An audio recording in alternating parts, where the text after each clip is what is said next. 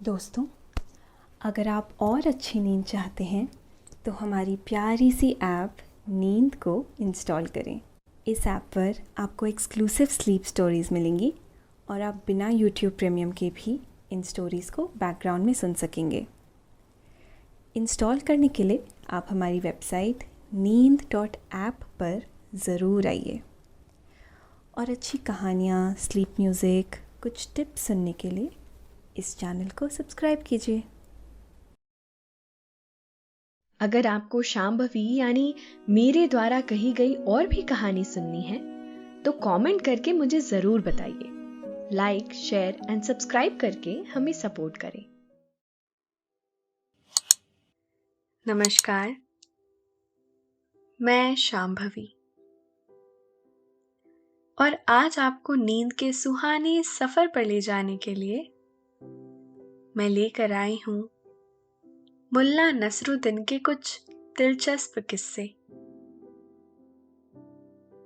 मुल्ला नसरुद्दीन तुर्की और संभवतः सभी इस्लामी देशों का सबसे प्रसिद्ध विनोद चरित्र है। उसकी चतुराई और वाक्पटुता के किस्से संभवतः किसी वास्तविक इमाम पर आधारित है। कहा जाता है कि उसका जन्म वर्ष 1207 में तुर्की के होरतो नामक एक गांव में हुआ था और वर्ष 1237 में वह अक्सेहिर नामक मध्यकालीन नगर में बस गया और जहां ईस्वी 1285 में उसकी मृत्यु हो गई। तुर्की में वह नसरुद्दीन होजा या खोजा के नाम से मशहूर है, पर अन्य देशों में उनके अलग अलग नाम हैं, जैसे नसरुद्दीन, अवंती, अंतेती, आपंती, रुमेलिया का जोहा आदि। लंबी दाढ़ी और बड़ी सी पगड़ी वाला खोजा यानी कि नसरुद्दीन एक ऐसा पात्र है जो अपने दुबले पतले गधे पर बैठकर जगह जगह देश परदेश घूमते रहता है। वह अपनी अनोखी सूझबूझ, तेज बुद्धि, साहस और हास्य व्यंग विनोद से सबको चकित कर देता है। मुल्ला नसरुद्दीन के इर्द गिर्द लगभग 350 कथाएं और प्रसंग घूमते हैं, जिनमें से बहुतों की सत्यता संदिग्ध है। उनके किस्सों में सीखने के लिए कुछ ना कुछ जरूर होता है, लेकिन वो उपदेश के रूप में नहीं होते। उनकी हास्यपद हरकतें होती हैं जो आखिर में कोई ना कोई संदेश जरूर देती हैं। वैसे भी व्यंग में कही हुई बातें ही लोगों को ज्यादा याद रहती हैं, और यहाँ मुल्ला नसरुद्दीन के कुछ किस्से हैं जिससे उनकी हाजिर जवाबी का पता चलता है और यह भी पता चलता है कि कैसे वे हंसी हंसी में बड़ी बात कह देते थे। हम मुल्ला नसरुद्दीन के कई बेहतरीन किस्से आपको आगे सुनाएंगे, लेकिन पहले आप अपने आसपास की सारी लाइट्स ऑफ करके आराम से लेट जाएं।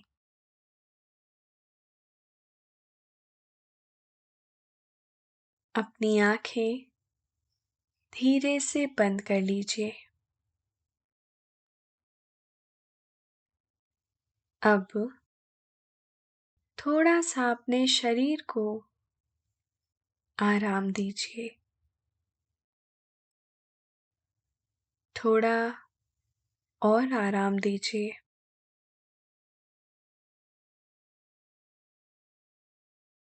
अपने शरीर को बिल्कुल ढीला छोड़ दीजिए। कोई टेंशन नहीं, कोई तनाव नहीं। अपने दिमाग में चल रहे सभी विचारों को, चिंताओं को त्याग दें।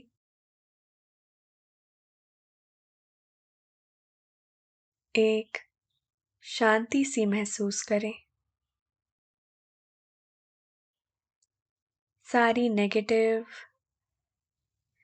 सारी पॉजिटिव विचारों को धीरे धीरे निकाल दें।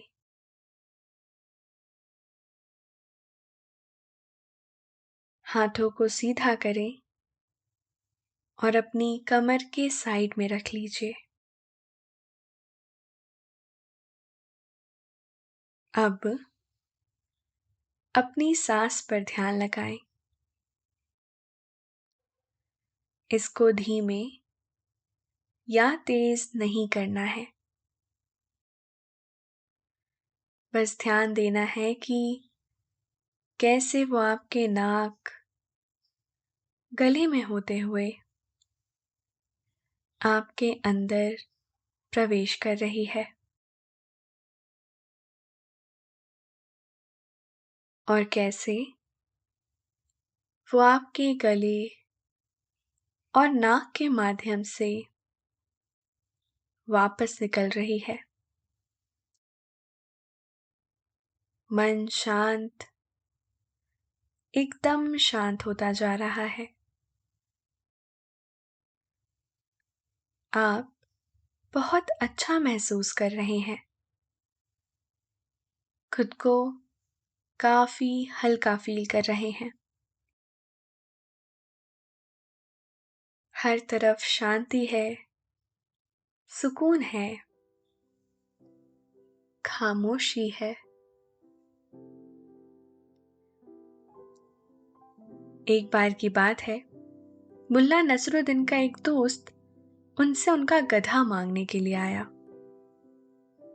मुल्ला को कहीं काम से जाना था, इसीलिए वह उसे गधा देना नहीं चाहता था। उन्होंने बहाना बनाते हुए कहा, दरअसल दोस्त गधा घर पर नहीं है। और इत्तेफाक से तभी उनके घर के पीछे से गधे के रेंकने की आवाज आई। दोस्त ने शिकायती लहजे में कहा, मुल्ला, तुम तो कहते हो कि गधा घर पर नहीं है, लेकिन मैं सुन सकता हूं कि तुम्हारे घर के पीछे से गधे के बोलने की आवाज आ रही है। अब तो मुल्ला की झूठ पकड़ी गई थी, तो उसने नाराजगी जताते हुए जवाब दिया, अल्लाह तुम्हें अक्ल दे और तुम्हारे ईमान की कमजोरी को दुरुस्त करे। तुम एक जानवर की बात पर भरोसा करते हो और मुझ जैसे दाढ़ी वाले बूढ़े पर एतबार नहीं करते हो।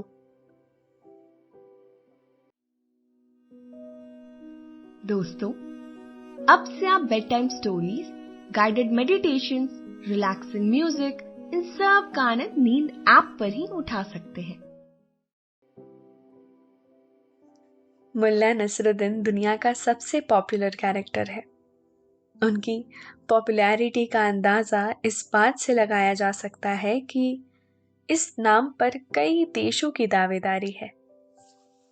हिंदुस्तान के लोग कहते हैं कि मुल्ला नसरुद्दीन उनके देश का कैरेक्टर है और पाकिस्तान वाले उन्हें अपने यहाँ का बताते हैं। यूनान वाले कहते हैं कि वह हमारे यहाँ के हैं और अरब, ईरान, अफगानिस्तान, तुर्की, यूरोप, चीन और रूस वाले उन्हें अपने देश का बताते हैं। मुल्ला नसरुद्दीन सोवियत यूनियन का लोक नायक है। सिर्फ यही नहीं, मुल्ला पर एक रूस के राइटर ने तो पूरा उपन्यास से लिख डाला, जिस पर आधारित दूरदर्शन पर एक टीवी सीरियल भी काफी पहले आ चुका है और इसमें रघुवीर यादव ने मुल्ला नसरुद्दीन का रोल किया था। और सिर्फ यही नहीं, बल्कि रूस में तो मुल्ला नसरुद्दीन पर एक फिल्म तक बन चुकी है। रिसर्चर का कहना है कि मुल्ला नसरुद्दीन दरअसल तुर्की के रहने वाले थे। वहां उन्हें नसरुद्दीन होज्जा कहते थे। कुछ जगहों पर उन्हें ख्वाजा नसरुद्दीन भी कहा जाता है। रिसर्च बताती है कि जिस गांव में मुल्ला नसरुद्दीन का जन्म हुआ वह गांव अब भी है और उस गांव में मुल्ला का घर अब भी मौजूद है। उस घर को तुर्की सरकार ने स्मारक में तब्दील कर दिया है और हर साल जुलाई महीने में मुल्ला के तुर्की शिवरी हिसार गांव में एक बड़ा उत्सव मनाया जाता है। इसमें तमाम लोग जुटते हैं और यहाँ जुटे लोग मुल्ला का रूप धर कर आते हैं। इस आयोजन में मुल्ला के किस्सों पर अभिनय भी किया जाता है। मुल्ला नसरुद्दीन एक दार्शनिक हैं, एक विचारक हैं, सूफी हैं, समाज सुधारक हैं और सत्ता व्यवस्था के विरोध में खड़े लोक नेता हैं। हर देश में मुल्ला नसरुद्दीन के सैकड़ों किस्से हैं। वहां उन्हें थोड़ी बहुत तब्दीली के साथ सुनाया जाता है। जैसे चीन और यूरोप में मुल्ला नसरुद्दीन को आफंदी कहा जाता है। मुल्ला के जो भी किस्से हैं, जाहिर है कि सभी सच्चे नहीं हैं। उन्हें बाद में जोड़ा गया है, लेकिन मुल्ला की बातें चुटीली और सिस्टम पर प्रहार करती सी लगती हैं। मुल्ला नसरुद्दीन की बातें बड़ी ही दार्शनिक किस्म की होती हैं। कभी उनमें हंसी की फूट होती है तो कभी उनमें कटाक्ष छिपा होता है। वह उपदेश नहीं देते, वह अपनी बातों से ही बहुत कुछ सिखा जाते हैं, गहरे संदेश दे जाते हैं। चेहरे पर लंबी दाढ़ी और सर पर बड़ी सी पगड़ी वाले मुल्ला नसरुद्दीन अपने दुबले पतले गधे पर बैठकर देश परदेश घूमते फिरते हैं। मुल्ला अपनी अनोखी समझ, तेज अक्ल, हिम्मत और हास्य व्यंग में सबको ही चकित कर देते हैं। मध्यकाल में मुल्ला नसरुद्दीन के किस्से का उपयोग तो तानाशाहों और अफसरों का मजाक उड़ाने के लिए किया जाता था। मुल्ला नसरुद्दीन इसीलिए इतना पॉपुलर है क्योंकि वह हर इंसान के दिल में बसता है। वह आचार्य रजनीश ओशो का भी प्रिय चरित्र है। वह अक्सर उनके किस्से सुनाते रहते थे। मुल्ला की बातों को समझने के लिए बहुत ज्ञानी होने की जरूरत नहीं है, बस आपको हंसना आना चाहिए। तो चलिए फिर इंतजार किस बात का, आपको भी कुछ मुल्ला के दिलचस्प किस्से सुनाते हैं। एक बार मुल्ला नसरुद्दीन कुछ दोस्तों के साथ बैठे हुए थे। तभी एक दोस्त ने उनसे पूछा, मुल्ला तुम्हारी उम्र क्या है? मुल्ला नसरुद्दीन ने बेबाके से जवाब दिया, मेरी उम्र 40 साल। बात आई गई हो गई। कोई 10 बरस गुजरे और एक दिन किसी ने मुल्ला से फिर से पूछ लिया, अरे भाई आप कितने साल के हो गए? मुल्ला ने फिर से कहा, 40 बरस के।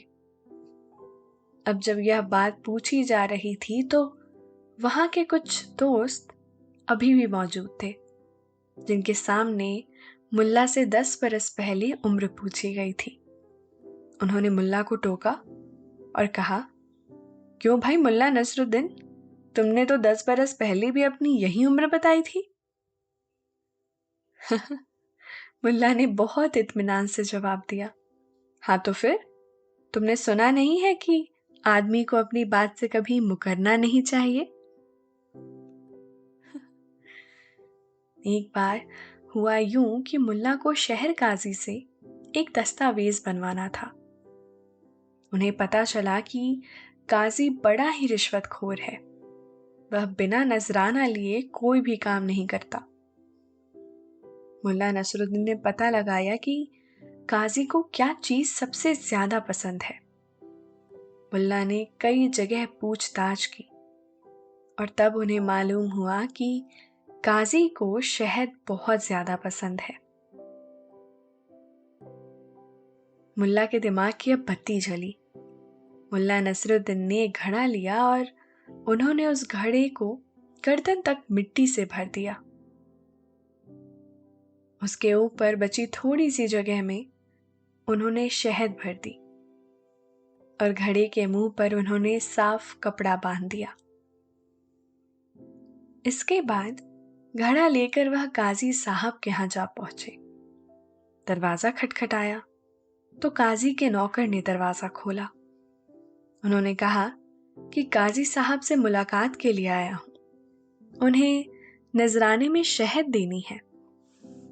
नौकर ने जैसे ही अंदर जाकर नजराने की बात कही, रिश्वतखोर काजी तुरंत मिलने के लिए आ गया।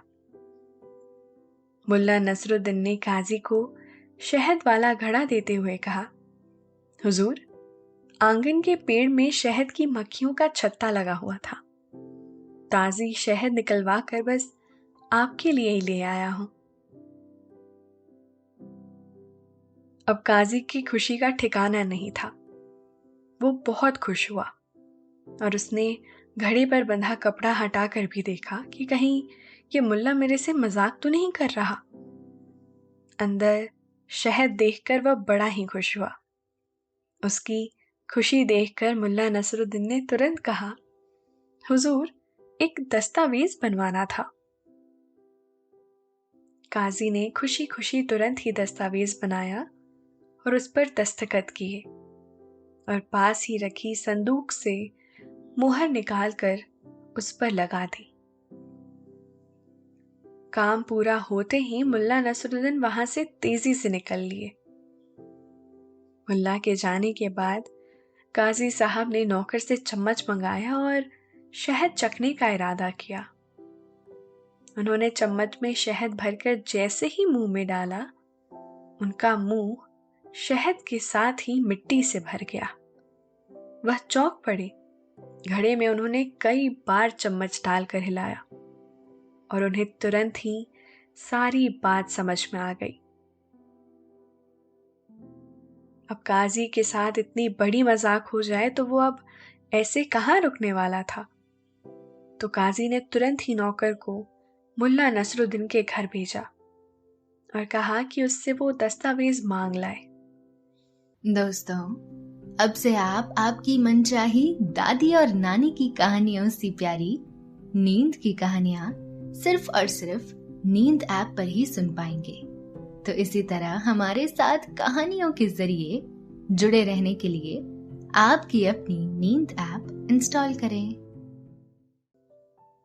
नौकर ने मुल्ला नसरुद्दीन के घर जाकर कहा, काजी साहब ने दस्तावेज मंगाया है। उन्होंने कहा है कि दस्तावेज में कुछ गड़बड़ हो गई है, दोबारा बनाना पड़ेगा। मुल्ला को ये बात समझ आ गई थी कि काजी ने इसे झूठ बोलकर दस्तावेज वापस मंगाया है। उसने फट से जवाब दिया, अरे भाई साहब, काजी साहब से कहना गड़बड़ दस्तावेज में नहीं, शहद में है। ऐसा ही एक और किस्सा है कि मुल्ला नसरुद्दीन के गांव में एक महा आलसी आदमी रहता था। वह खुद कोई काम नहीं करता था और किसी न किसी बहाने से दूसरों से अपने काम करा लिया करता था। यही वजह थी कि लोग उसको देखते ही कन्नी काट लेते थे। उस आदमी के बारे में मुल्ला नसरुद्दीन ने भी सुन रखा था और एक दिन मुल्ला ने उसे अपने घर दावत पर बुलाया। वह आदमी बड़ा ही खुश हुआ।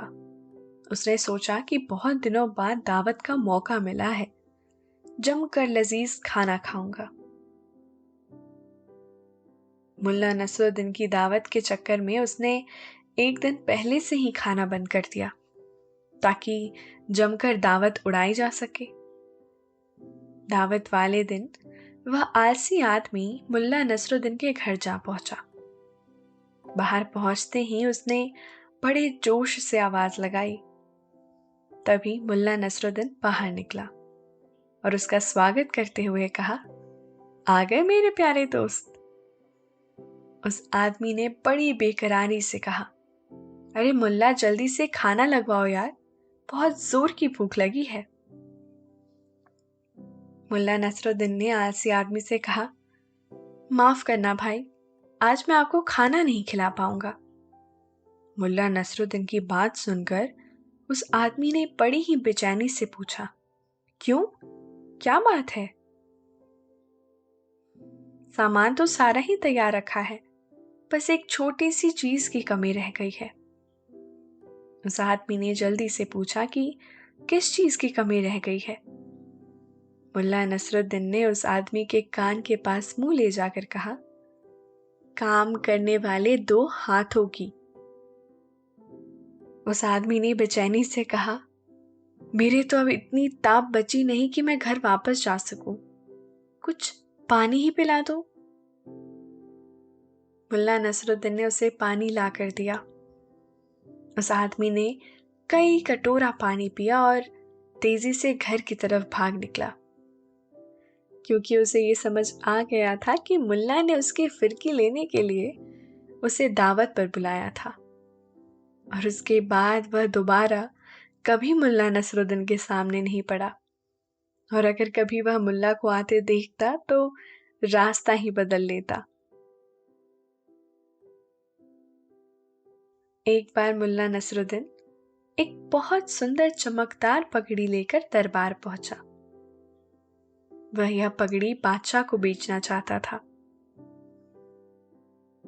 बादशाह ने पगड़ी देखी तो मुल्ला नसरुद्दीन से पूछा, तुम्हारी पगड़ी तो बहुत ही शानदार है, तुमने इसकी क्या कीमत दी है? मुल्ला नसरुद्दीन ने झट से कहा, 1000 सोने की मुहरें।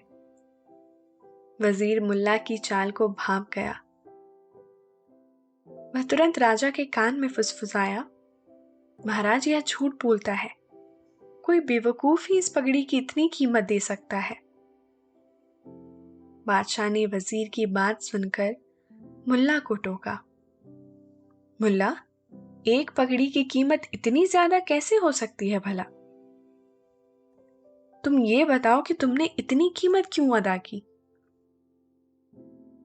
मुल्ला ने तपाक से कहा, बादशाह सलामत, इतनी ज्यादा कीमत चुकाने की वजह यह है कि मैं एक बात जानता हूं कि पूरी दुनिया में एक ही बादशाह है जो इतनी कीमत अदा कर सकता है।